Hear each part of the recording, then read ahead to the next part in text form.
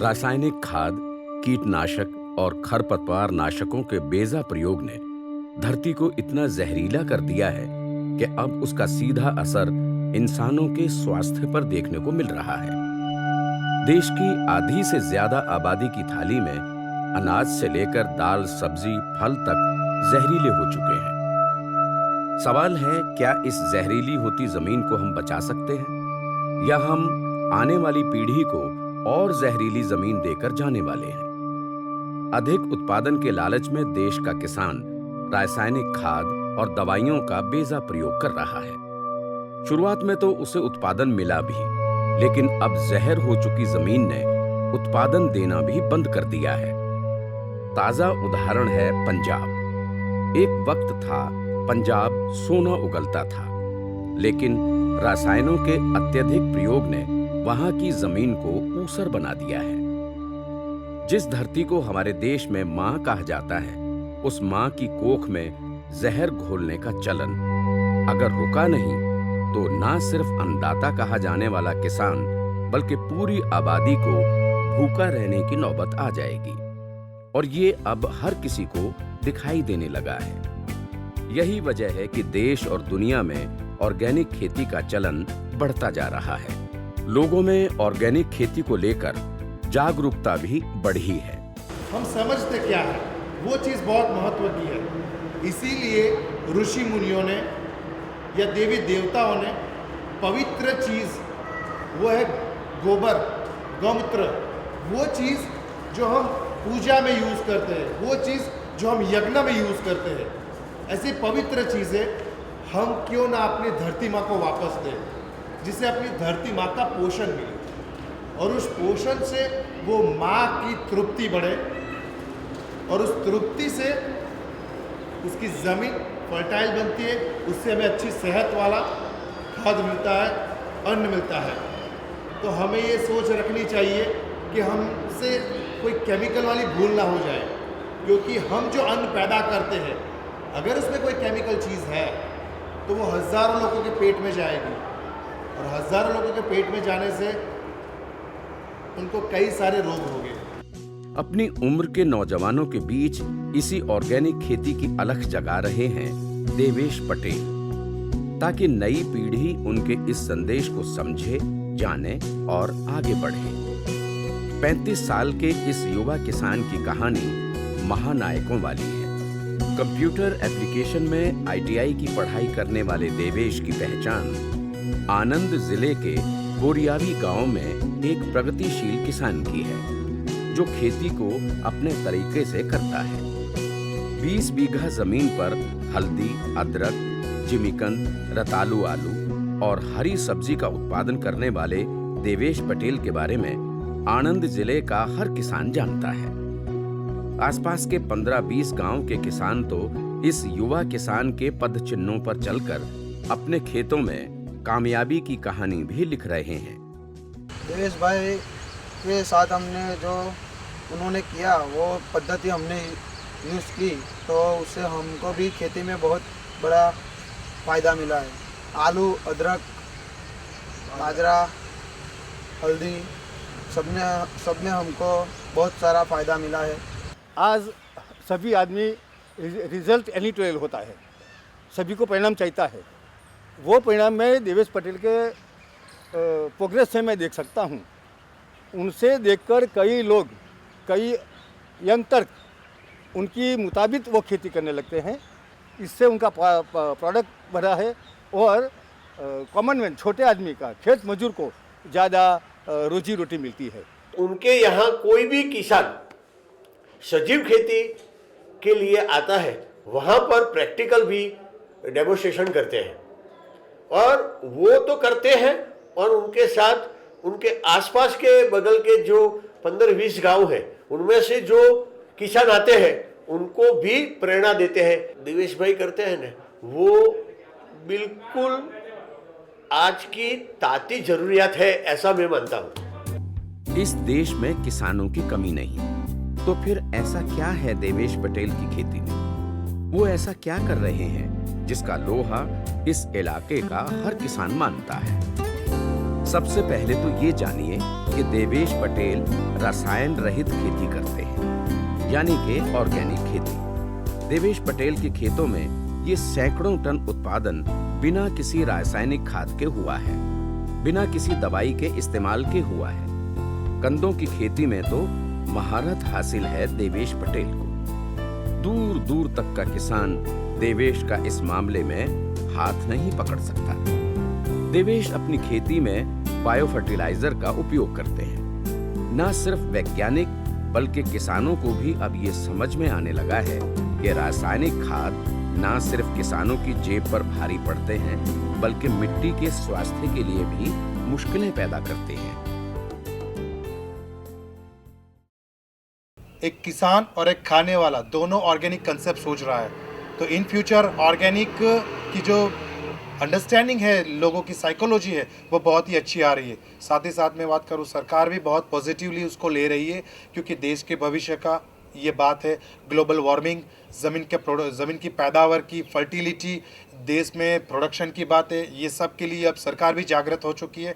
तो वो भी नए नए प्रोजेक्ट और नई स्कीम्स ला रही है ताकि भारत में बहुत ही अच्छा ऑर्गेनिक फार्मिंग डेवलप हो सके। जैसे सिक्किम पूरा स्टेट एक ऑर्गेनिक स्टेट जाहिर किया हुआ है, वैसे मेरे ख्याल से गुजरात में भी एक ऑर्गेनिक पॉलिसी बनी हुई है और गुजरात सरकार ने भी एक पहल की हुई है कि वो भी ऑर्गेनिक की तरफ अपने कदम आगे बढ़ाए। तो ये एक बहुत ही अच्छी सोच है। देवेश पटेल रसायन रहित खेती करते हैं, यानी पूरी तरह ऑर्गेनिक, और यही उनकी सफलता का सबसे बड़ा राज है।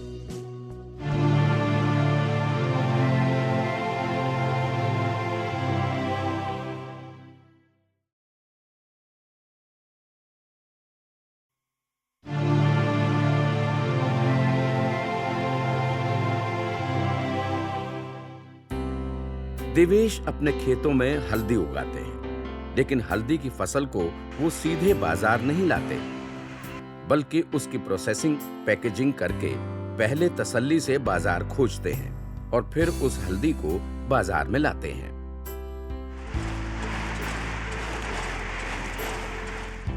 खास बात यह है कि देवेश पटेल रसायन रहित खेती करते हैं, यानी पूरी तरह ऑर्गेनिक, और यही उनकी सफलता का सबसे बड़ा राज है। तो हल्दी का अगर आप जो अभी देख रहे हैं, तो अभी जिसको मैं उसको खेत से हल्दी निकाल कर उसको वॉश करता हूँ।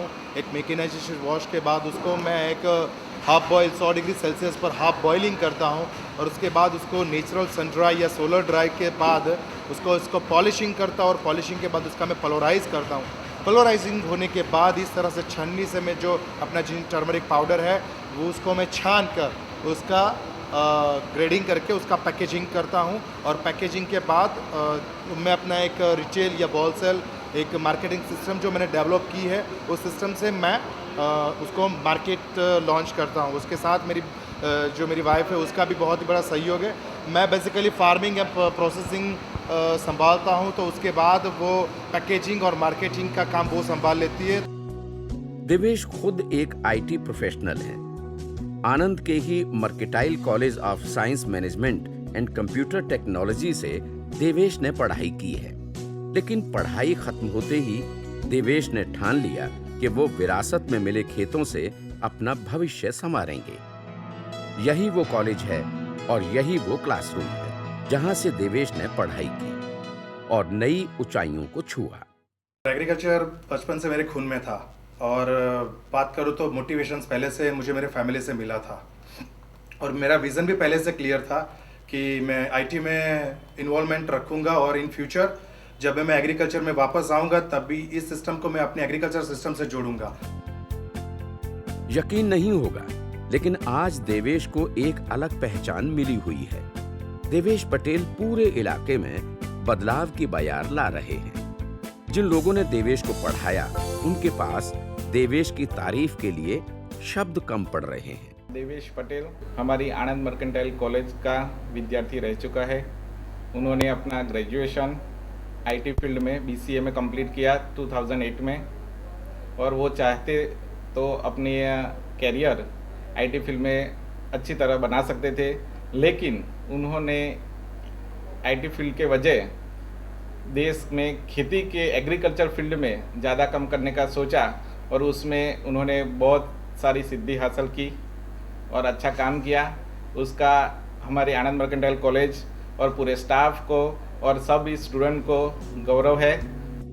35 साल के युवा किसान की यही महानायकी है। खेती के लिए इजाद किए गए अपने तरीके और अपने अलग मॉडल की वजह से देवेश पटेल न सिर्फ अपनी उम्र के युवा किसानों को बल्कि पिता की उम्र के किसानों को अपना छोटा सा लेकिन शानदार अनुभव बांट रहे हैं।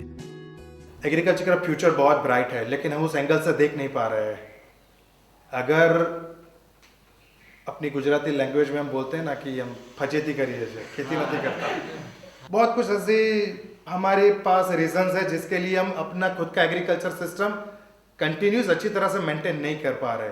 लेकिन मैं दोबारा दोहराऊंगा, जैविक खेती मतलब ये जो गोबर है, FIM जिसको बोलते हैं, वर्मी कंपोस्ट बोलते हैं, ग्रेन मैन्योर, बैक्टीरिया, सीवीड, जीवामृत, बायोडायनामिक, बायोचार, ऐसे बहुत सारी जैविक, ऑर्गेनिक या सजीव प्रैक्टिसेस है जिससे हम अपनी खेतीबाड़ी को मतलब सींचते हैं। बचपन से शरारती रहे हैं देवेश पटेल और उसी शरारत ने देवेश को दिशा दे दी। देवेश बताते हैं कि जब वो बचपन में घर में शरारत करते तो उनके पिता और चाचा उन्हें खेत ले जाया करते ताकि देवेश घर में किसी को परेशान न कर पाए। लेकिन तब परिवार वालों को कहां अंदाजा था कि जिस शरारती बच्चे को रोकने के लिए वो खेत भेज रहे हैं, उन खेतों में खेलते खेलते ये बच्चा अपनी मंजिल तलाश लेगा। मेरा खुद का एक पैशन है, मेरा एक डेडिकेशन है एग्रीकल्चर को लेकर। इस बात को मैं बहुत ही मानता हूँ और ये इसी से मैं इसको लेकर मैं जीता हूँ। बात शुरू होती है मेरे बचपन से। जब मैं छोटा था तब एक शरारत बच्चा था और घर पे मैं परेशान करता रहता था, तो खेत में मेरे पिताजी, मेरे चाचा जी, मेरे दादाजी मुझे ले जाया करते थे खेत में ताकि मैं घर पे ज़्यादा और परेशान ना करूँ। और जब मैं खेत में जाता था तो बस वही मिट्टी से खेलना, चने की और पोहे की पोटली के साथ मेरा फार्म में जाना और जो मेरे फैमिली जो काम करते थे और मैं एक नीम और बनियन ट्री के नीचे बैठकर सारा कुछ देखता रहता था और उसी मिट्टी के साथ में खेलता रहता था और उस पानी में छबोकना ये वगैरह वगैरह। बट दैट सेम बिलीविंग, कैसे खाद डाली जाती है, कैसे फार्मिंग की जाती है, कैसे जुताई की जाती है, वो सब नेचुरली देख देख कर मुझे थोड़ा सा सीखना आ गया था और वही लगाव रहा था। जब जब जैसे जैसे मैं बड़ा होता रहता था, मेरा कनेक्शन मेरा फार्मिंग था।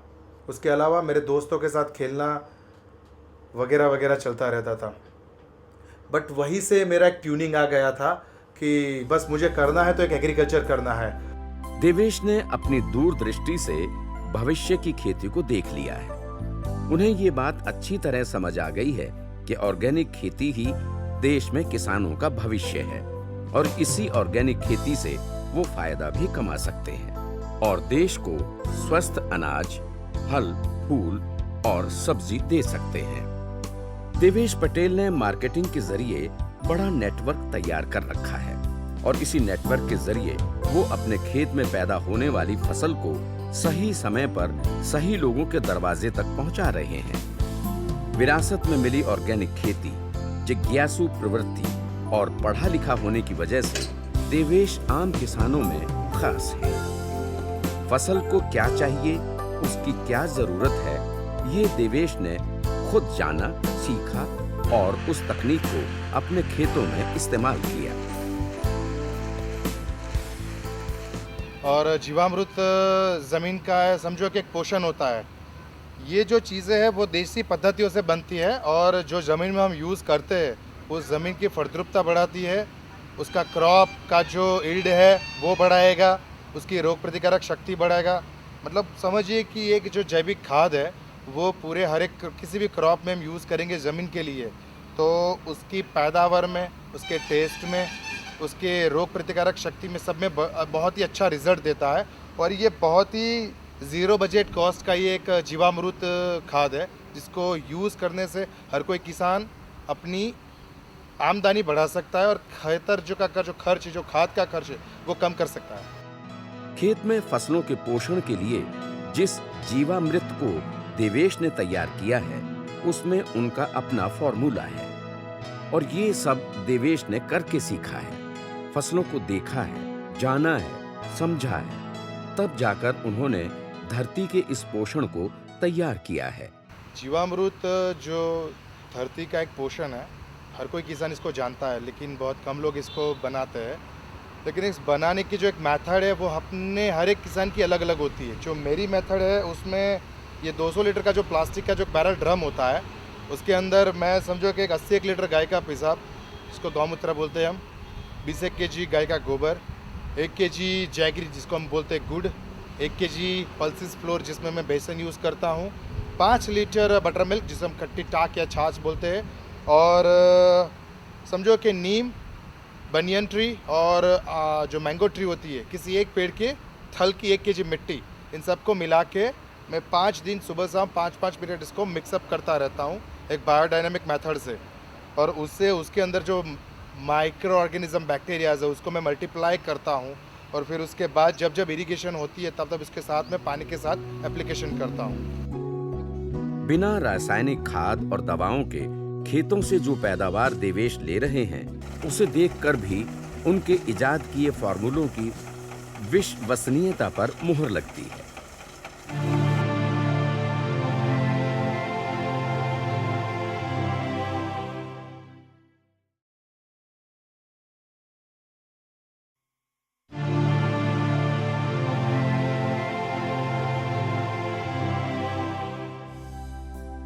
ऐसे एक नहीं कई फॉर्मूले हैं देवेश के पास।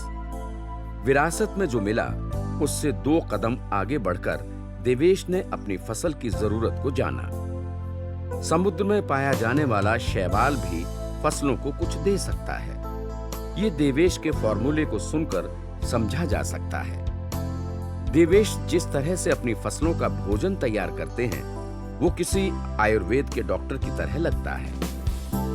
फार्म हाउस में मिट्टी में दबे ये गाय के सींग बाहर से देखने में ऐसे लगते हैं जैसे कूड़ा हो, लेकिन देवेश ने इन गाय के सींगों में अपनी फसल की पैदावार के लिए एटम बम छिपा रखा है। देवेश का ये ऐसा रामबाण फार्मूला है जिसका वार कभी खाली नहीं जाता है।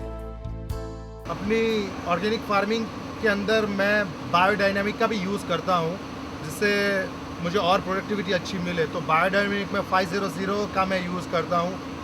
बायोडायनामिक 500 की जो प्रोसेस होती है वो समझो कि शरद पूर्णिमा में शुरू की जाती है। तो गाय के लॉन्ग हॉर्न जो सींग लेते हैं उसके अंदर हम गोबर भरते थे और कुछ supplementary good and pulses floor के साथ ज़मीन के अंदर उसका जो धार वाला जो भाग होता है उसको हम बाहर ऐसे रख देते हैं और उसके अंदर गोबर भर के ज़मीन के अंदर गाड़ देते हैं।